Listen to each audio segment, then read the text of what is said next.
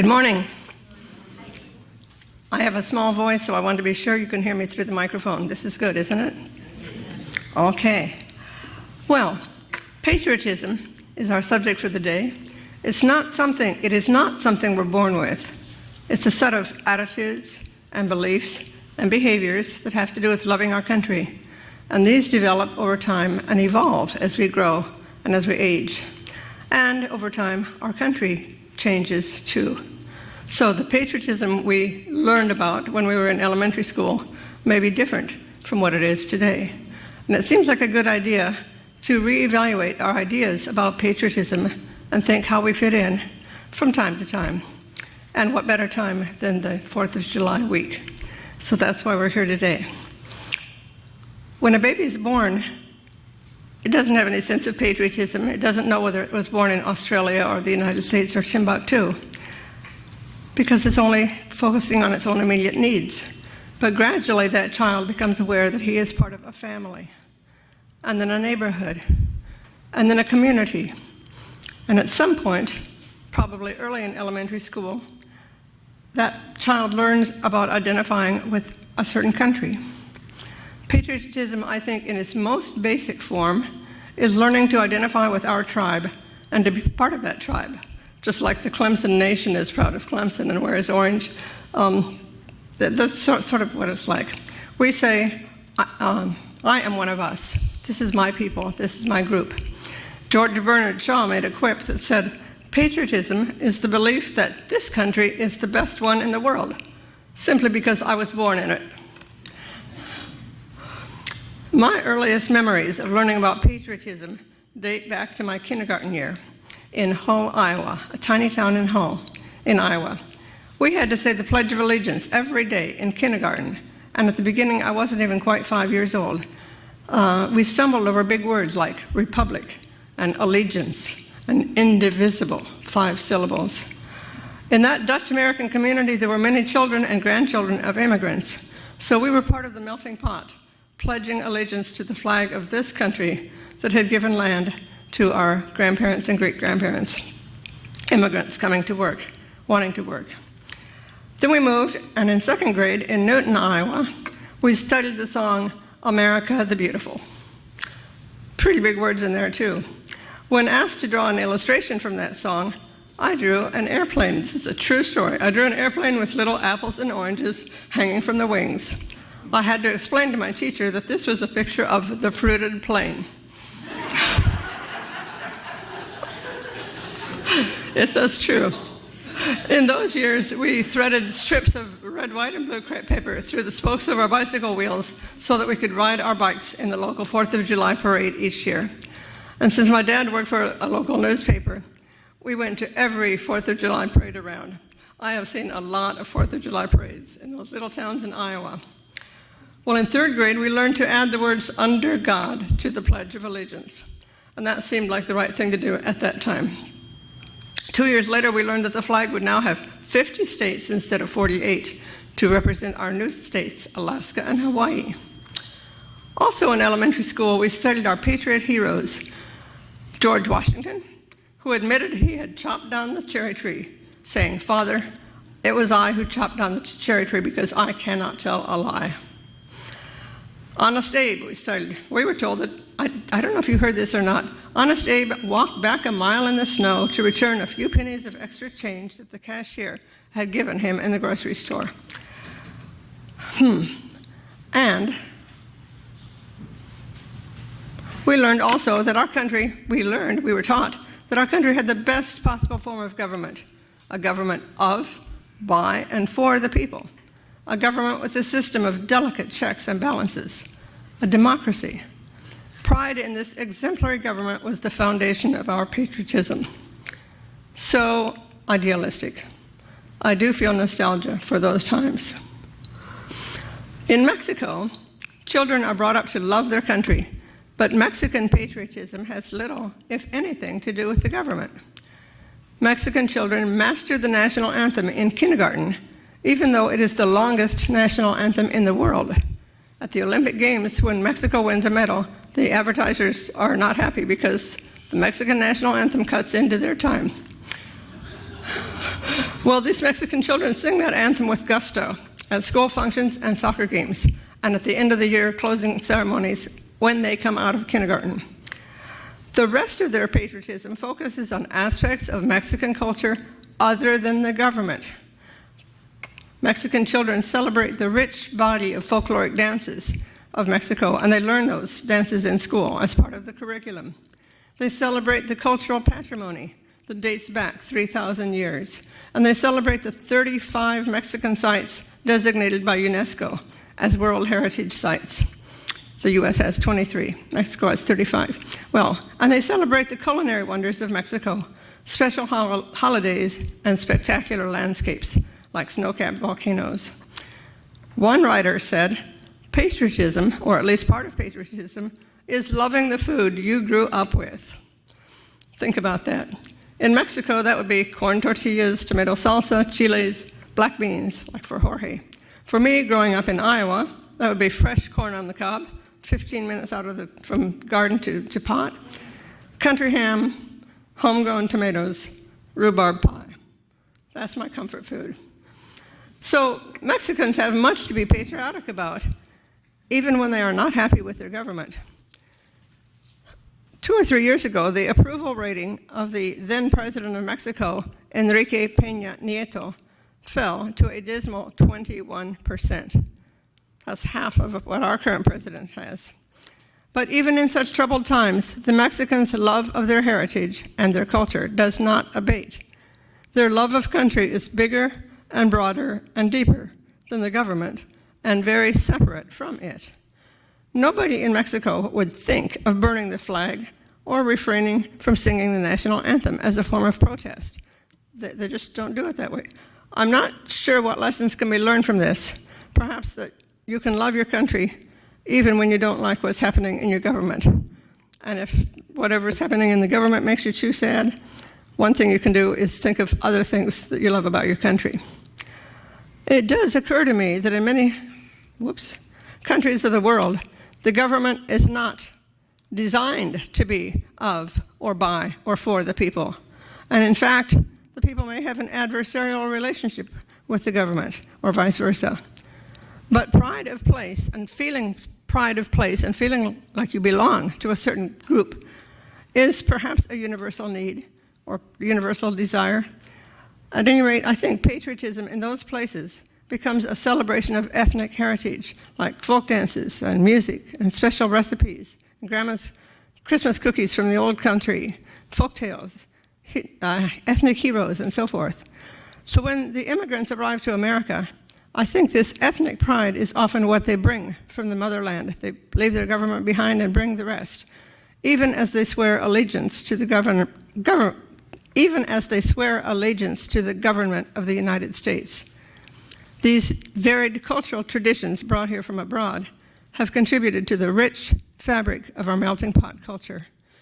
We have so much to love about America, even in these troubled times.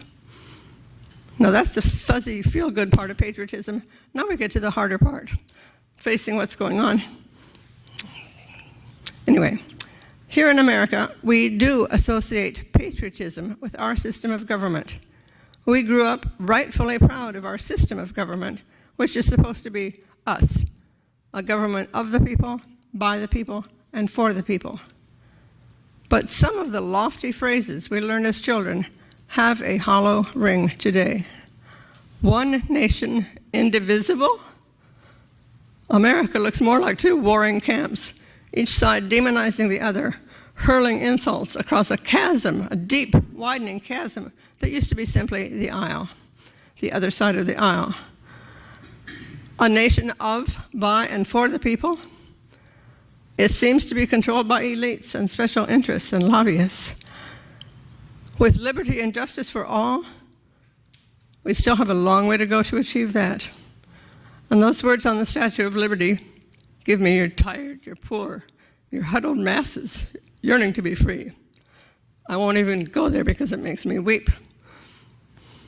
Alex de Tocqueville said that a democracy is a fragile flower, that it can thrive only in a very specific set of conditions. Today, with dozens of vote-suppressing measures being considered by various legislatures, I think our democracy is at risk. So where does patriotism fit into all this? It's a complex question. We're going to start thinking about it with Will and some thoughts about patriotism through the years. He's going to read that, and then we will continue. Can you hear me all right? Yes. Okay. Thank you. Go for it.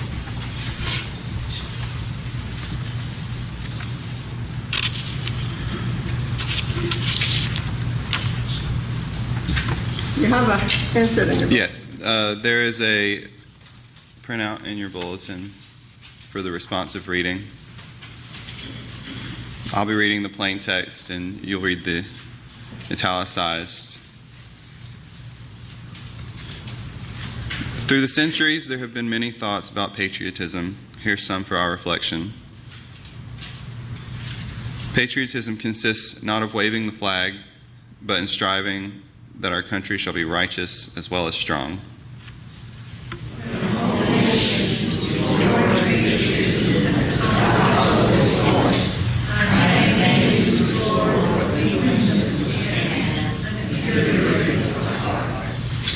I love America more than any other country in the world, and exactly for this reason, I insist on the right to criticize her perpetually.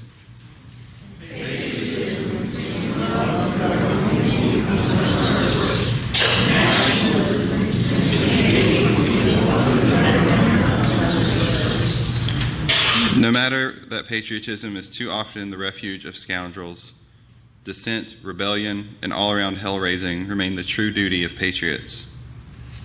The real patriot is a fellow who is armed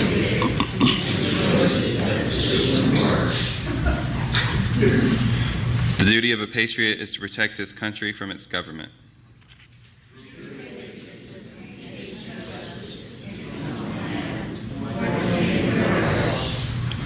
I saw courage both in the Vietnam War and in the struggle to stop it. I learned that patriotism includes protest, not just military service. This is the highest form of patriotism. Patriotism is supporting your country all the time and your government when it deserves it.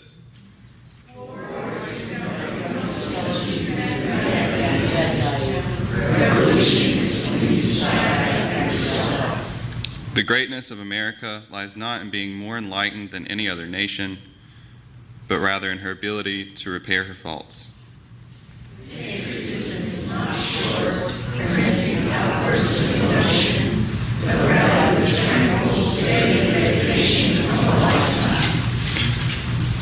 Let's take a moment for silent meditation to reflect on these quotes and what Paula has said so far, and then we'll continue with the rest of her sermon. Thank you.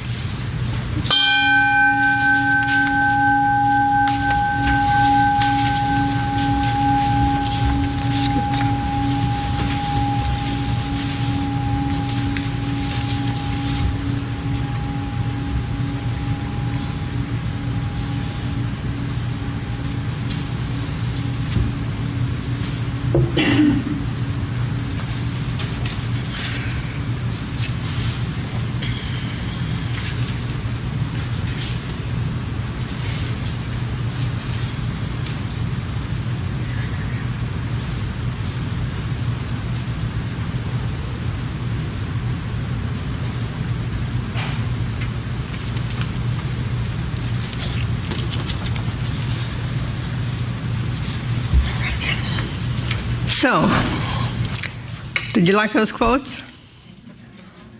There's a lot of food for thought in there.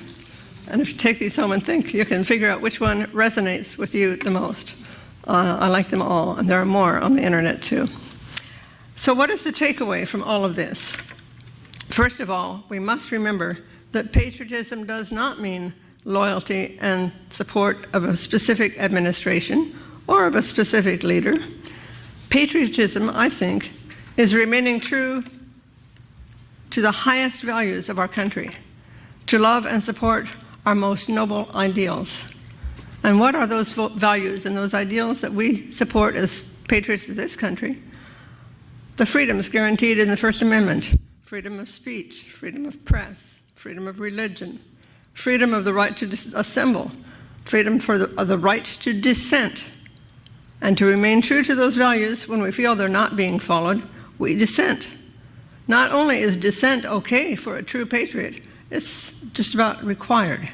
Dissent is at the heart of patriotism. I looked up quotes on patriotism on the internet, and in the top 10, more than half had to do with dissent. Remember, our country was founded on dissent. Our original patriots, George Washington, Patrick Henry, Thomas Paine, and company, they were all revolutionaries. And dissent has shaped our country through the years. The women's suffrage movement in the second decade of the 20th century, the civil rights movement of the 50s and the 60s, the protests against the Vietnam War, as John Kerry said. Those who fought in Vietnam were patriots. Those who fought against the war were patriots too. And would anyone deny that Martin Luther King was a patriot with his civil rights movement in the 60s? As for the women's suffrage movement, my grandmother marched for the right for women to vote when she was pregnant with my mother. And my mother used to say that's how she got the genes to be a rebel and be so involved. My mother, living in Iowa, went to Washington and marched for civil rights for Martin Luther King. She went to Washington again, representing Iowa officially in a peace demonstration on the anniversary of Hiroshima and on nuclear non-proliferation movement. And she even went and marched for gay rights, even though she said she didn't understand anything about the gays, but she thought they should have their rights too. So good for her. And also my mother, when she was 86 years old in Stone Mountain, Georgia, got a recognition from the city of Stone Mountain for having voted more times than anyone else in the city, even though she moved there only when she was 65. So that's my mom. Well, in other countries we see Mahatma Gandhi, who transformed India with nonviolent dissent. We see Nelson Mandela in South Africa. We see the French resistance to the Vichy government during World War II. Any major progressive movement that happened started with dissent. And dissent, according to many, is at the heart of patriotism. Some say, my country, right or wrong. Better to say, I support my country when I think it's doing right, but I will resist when I think my country is wrong, and I will fight to make it right. There are two quotes along those lines in here. One is by Mark Twain that says, I support my people and my country all the time, and my government when it deserves it. And the other says, from Alex de Tocqueville, the greatness of America lies not in being more enlightened than any other nation, but rather in her ability to repair her faults. So, what can I do? What can we do? Some might say, I'm not into dissent and protest. What can I do that's a little bit not so scary? What can I do that's easier? So we have a song that Sarah Summers is going to sing for us called We Can. It's by the folk duo known as Friction Farm. They sang here about a year ago. Two people, Christine and Aidan, Christine Stay and Aidan Quinn. After the November 2016 election, Christine and Aidan were so dismayed about the results that their songwriting literally dried up for several months. They couldn't write anything. And then they started to think, and this next song is one of the first ones they wrote after that time. It's called We Can, and I find it empowering. So we're going to do that one right now.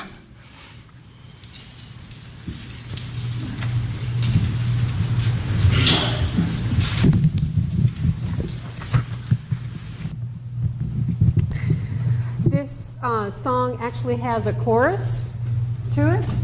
Paul, could you play the chord there first? We can make a difference if we try. Okay, now, when I sing, we can, you go, we can, you echo. You go. Elaine's got it. Great.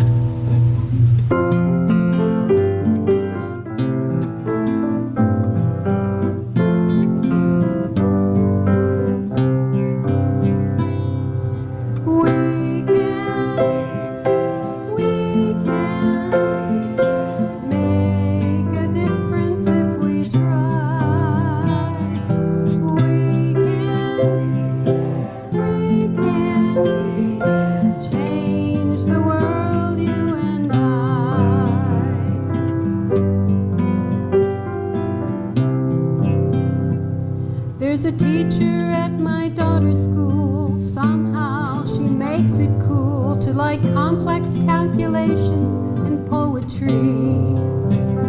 It's a shame how little she gets paid, but I let her know she makes a grade when I vote to increase her salary. It's not much, but it's something I can do. Just a little thing, but if you do it too, we can make a difference if we try. We can change the world, you and I.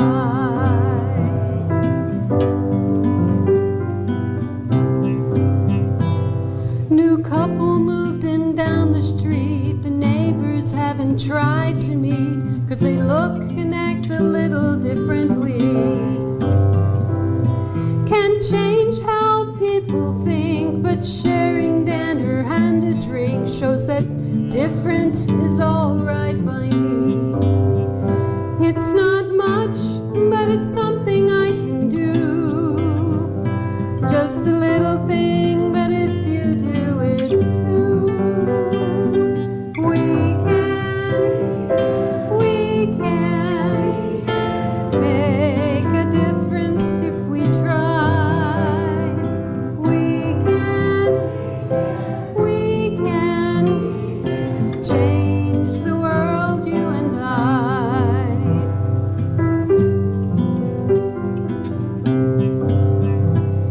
Blame corporations and government for how money is earned and money is spent, but the truth is that both of them are us. I act the way I think, help people swim instead of sink, share the joy of being generous. It's not much, but it's something I can do. Just a little thing, but if you do it too, we can make a difference if we try. We can change the world, you and I. We can change the world, you and I.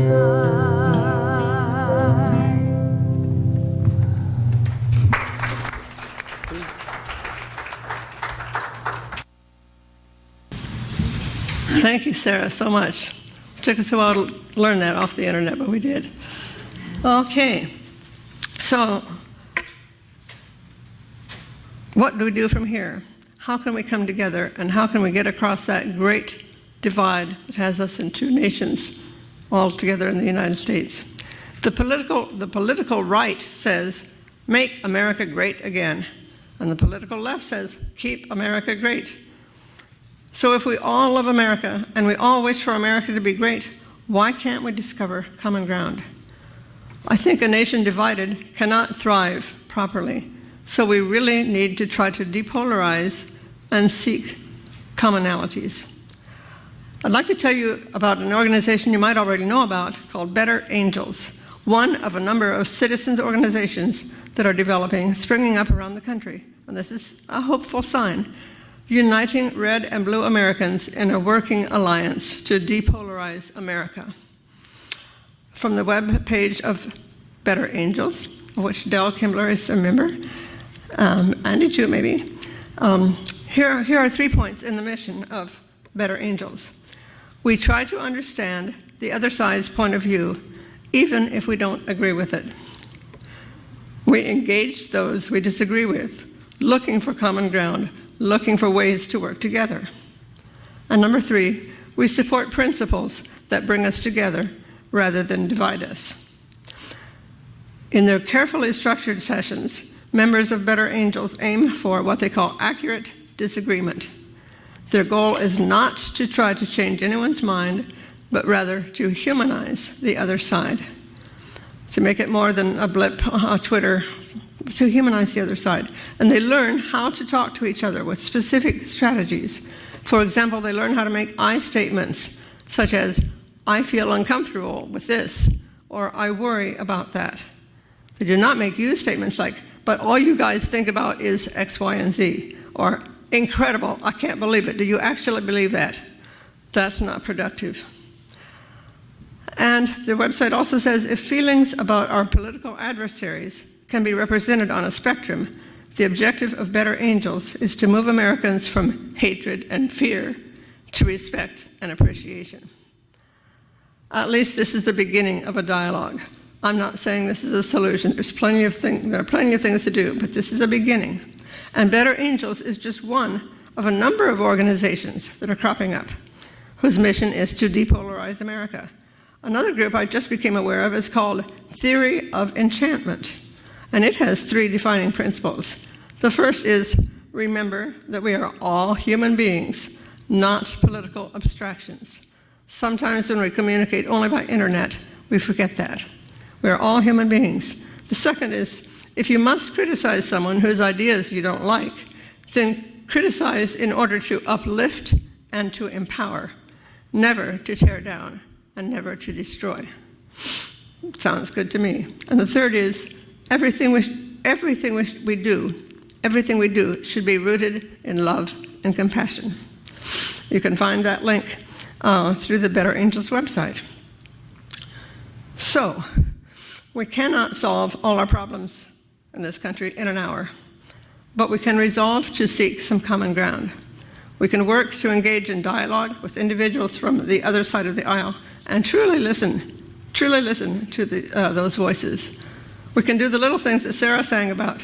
Vote to increase the teacher's salary. Vote, period. Show compassion toward those who are different. Be generous, supporting causes in which you believe.